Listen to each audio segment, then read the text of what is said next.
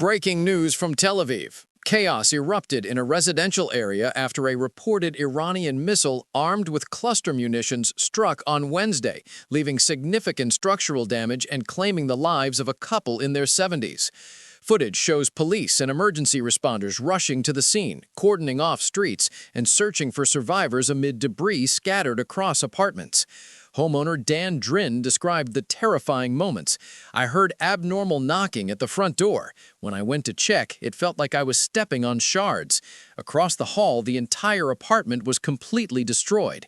He added, "I am thankful it wasn't my apartment, but seeing others suffer breaks my heart." This attack follows reports that Israel's defense systems failed to intercept a cluster missile which exploded over civilian areas, including Tel Aviv's main train station. Israeli military spokesperson Lieutenant Colonel Nadav Shoshani stated, "This cluster bomb was deliberately fired by the Iranian regime towards densely populated areas. Our forces are intercepting missiles as high as possible to minimize damage, but the threat remains deadly."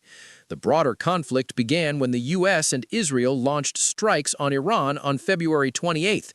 Tehran retaliated by targeting Israel and U.S. assets in the region, and violence has since escalated.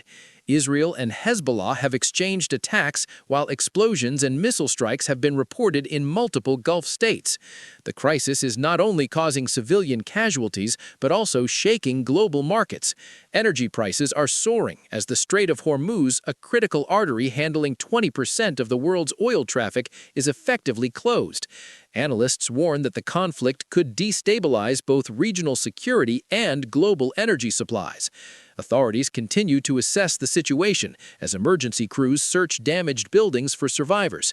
Residents remain in shock, mourning the victims and struggling to comprehend the ongoing wave of violence hitting their homes. Stay with us for updates as this story develops, with more footage and eyewitness accounts expected in the coming hours.